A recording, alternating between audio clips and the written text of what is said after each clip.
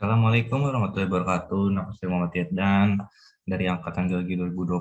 Saya akan menjelaskan laporan praktikum petrologi acara 7 yaitu batuan metamopoliasi. Sekarang kita akan masuk dari sampel 01 G01.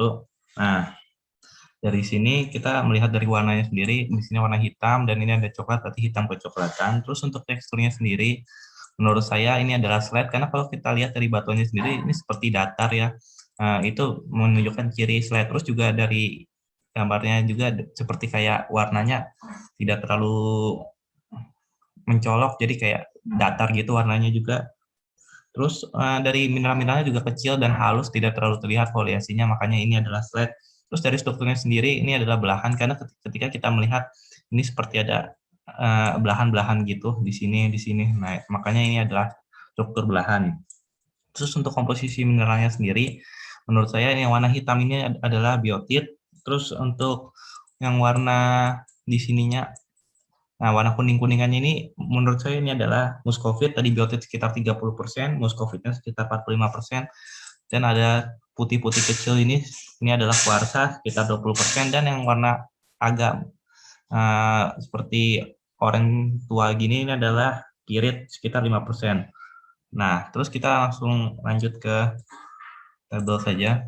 Nah, ketika kita melihat di sini, ini tidak ada protolitnya ya. Batuan ini tidak terlihat adanya protolit, maka kita bisa lanjut ke step 2.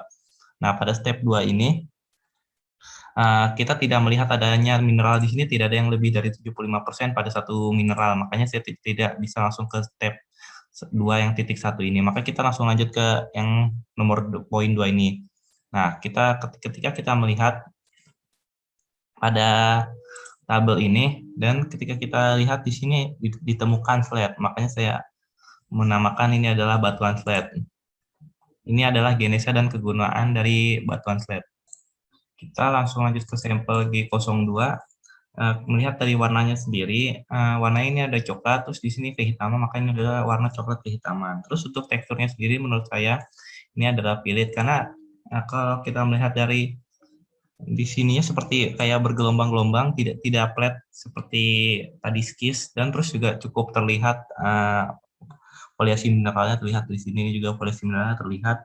Terus untuk strukturnya sendiri belahan, karena ketika kita melihat dari sini ini seperti ada belahan-belahan ya, banyak sekali. Terus untuk komposisi mineralnya sendiri, yang pertama di sini saya melihat adanya garnet, di sini garnet sekitar 20%. Terus kalau ketika kita zoom ada warna putih-putih kecil ini adalah kuarsa sekitar 10%, dan muskovit sisanya yang warna kuning-kuning seperti ini. Terus kita langsung lanjut ke langkah-langkahnya. Nah, di sini kita tidak melihat adanya protolit, tadi kita tidak bisa menentukan itu protolit atau bukan, maka kita tidak bisa melanjutkan ke sini GL1.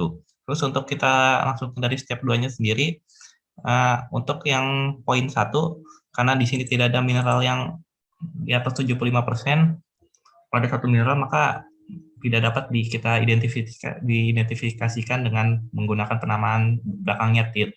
Terus kita langsung lanjut ke poin 2. Dari poin 2-nya sendiri kita akan menggunakan specific name. Dan ketika kita cari-cari di sini specific name dan adanya pilit, maka ini adalah batuan pilit.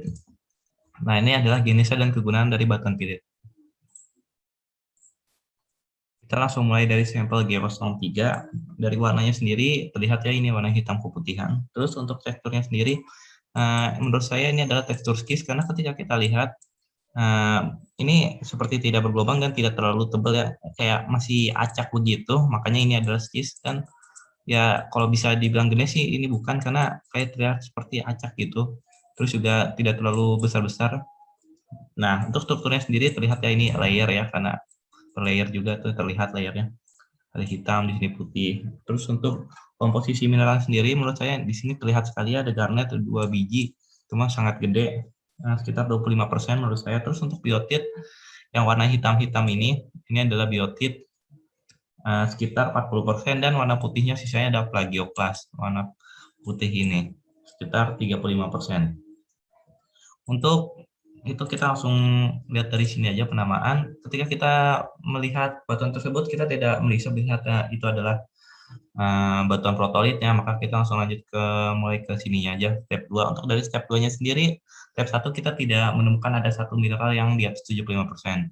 Terus juga ketika kita melihat dari apa namanya spesifik name-nya ini juga tidak ada ya yang persis dengan mineraloginya. Makanya kita langsung ke step yang poin selanjutnya, yaitu dari sini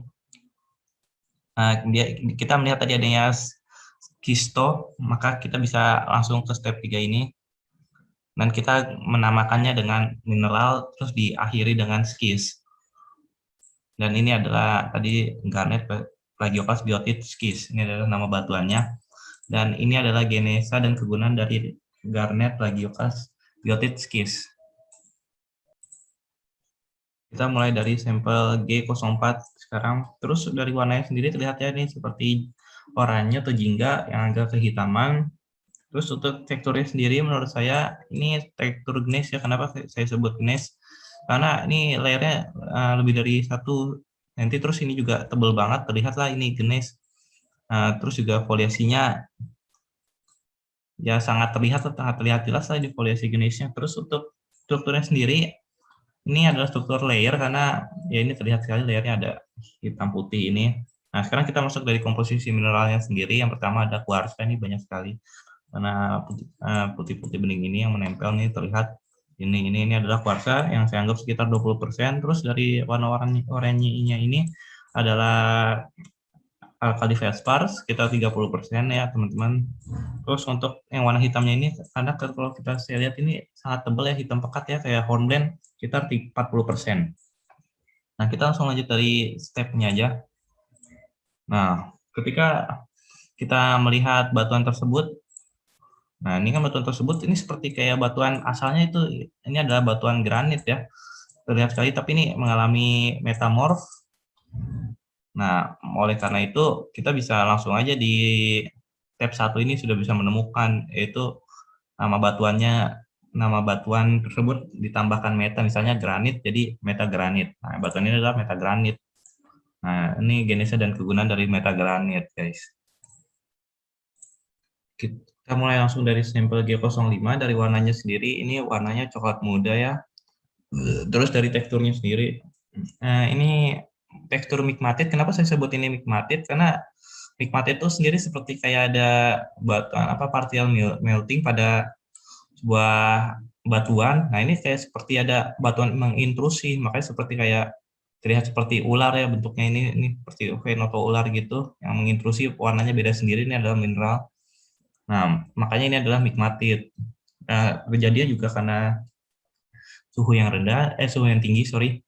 Karena jadi partial melting, makanya ini kayak seperti terbakar gitu, terintrusi. Nah, kita langsung lanjut dari komposisi mineralnya sendiri. Ketika kita lihat ini ada warna putih-putih ini seperti ini adalah kuarsa mungkin sekitar 20%. Terus untuk warna kuningnya sendiri menurut saya ini adalah mika yang sudah terintrusi, makanya kayak tidak terlalu terlihat mika. Dan dari migmatit veinnya ini adalah kalium feldspar. Tadi untuk strukturnya ini adalah veinnya karena ini kayak kalium feldspar yang udah masuk ke dalam batuannya itu terintrusi. Nah, sekarang kita langsung lanjut ke stepnya aja.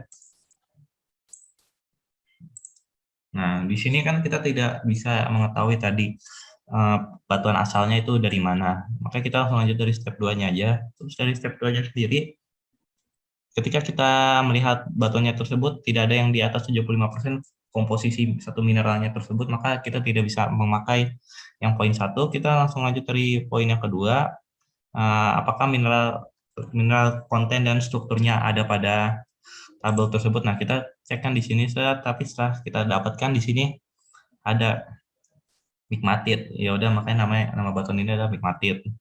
Nah, di sini kan juga terlihat tuh ada domain of mica, schist and granitic rock. Nah, ini tadi mungkin ada intrusi dari granit ya, kalium feldspar, granit. Oleh karena itu nama batuan ini adalah migmatit. Ini adalah genesa dan kegunaannya.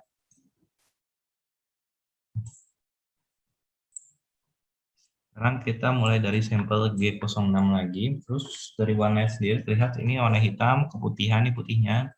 Terus untuk teksturnya sendiri ini adalah melonit. Kenapa saya menyebut ini teksturnya melonit? Nah, karena ketika kita melihat dari batuan mineralnya ini, dari folisi-folisi ini seperti kayak plastik gitu, kayak elastis, makanya dia kayak terbentuk bundar karena sebuah tekanan, suatu kondisi tekanan.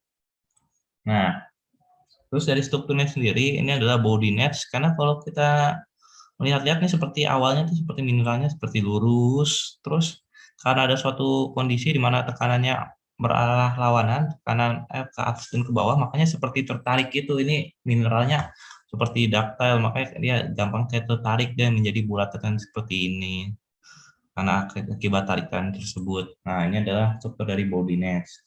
Terus dari komposisi mineralnya sendiri, yaitu yang warna hitamnya sendiri ini seperti mineral foreground yang sekitar saya anggap ada 50%, dan warna putih-putihnya adalah plagioklas sekitar 30%, dan mungkin ada mika ya di sini ya guys ya, mungkin sekitar sini yang warna kuning-kuningan ini mungkin ada mika sekitar 20%. Jadi kita sudah menemukan nama batuannya, cuma kita akan melihat dari langkah-langkahnya. Nah, kita kan tadi tidak bisa menentukan itu adalah batuan protolit ada batuan protolitnya. Maka kita langsung lanjut dari step 2. Ketika kita lihat dari step 2 yang poin pertama, karena kita tidak menemukan ada satu mineral yang di atas 75%, makanya kita tidak bisa menggunakan pada poin pertama. Kita langsung menggunakan pada poin kedua, di mana kita harus melihat dari mineral konten dan strukturnya. Nah, ketika kita melihat dari tabel ini, melonit itu, nah ini seperti ada foliasi yang seperti seret rock, kayak kayak ditarik gitu, tergeser, ditarik. Makanya ini adalah batuan melonit. Nah, ini genesa dan kegunaan dari batuan melonit ini. Kita mulai dari sampel G07 sendiri, dari warnanya terlihat ini seperti putih kehitaman ya. Terus dari teksturnya sendiri, ini adalah foliasi, di mana jenisnya sendiri adalah gneiss. Kenapa saya menganggap ini gneiss? Karena ketika kita lihat di sini, ini seperti kelihatan jelas banget ya, foliasinya. Nah, ini kayak seperti lebih dari 1 cm, makanya ini saya anggap gneiss. Terus untuk strukturnya sendiri ini adalah layer, karena ketika kita melihat di sini ada putih hitam, ini terlihat banget ya layer ya. Terus dari komposisi mineralnya sendiri, yang saya temukan di sini banyak sekali bintik-bintik merah nih, seperti ini. Ini ada bintik merah di sini juga bintik merah. Ini adalah mineral garnet yang saya anggap sekitar 5%.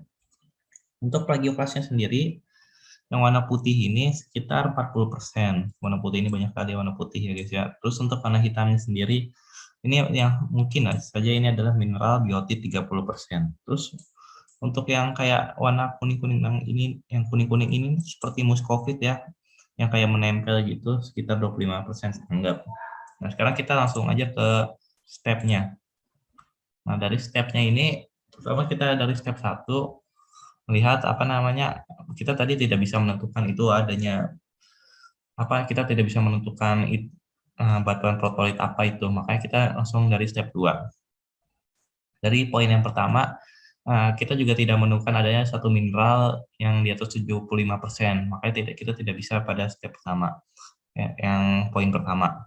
Terus untuk yang poin kedua sendiri, ketika kita melakukan cek dari tabel ini, kita tidak menemukan adanya yang persis dari mineral ataupun teksturnya, maka kita tidak bisa menemukan pada specific name. Nah, kita bisa aja langsung dari step ketiga nih. Nah, di sini kan apakah batuan ini schistosity?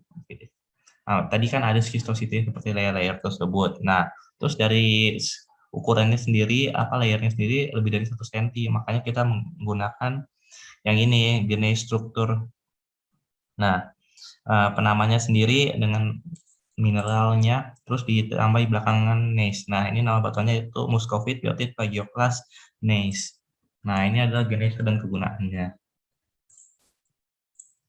Sekarang kita mulai dari sampel terakhir, yaitu sampel G08, yaitu dari warnanya sendiri terlihat seperti ini putih keabuan ya, ini abu-abu, ini mana putih keabuan lah. Pokoknya teksturnya sendiri menurut saya adalah skis, di mana ini seperti kayak skis ya, ukurannya tidak terlalu besar dan kayak cuma mineral apa ya, seperti tidak terlalu jelas lah.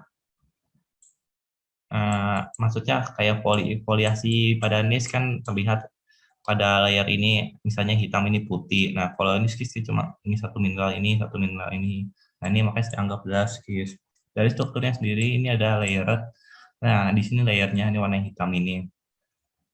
Nah, ini kenapa saya anggap layered, karena kita lihat ini kayak seperti mineral biotit ya, tapi dia bentuknya layer gitu.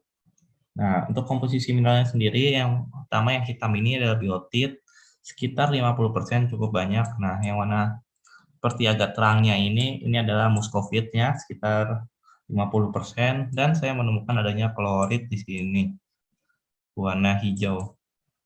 Bentar.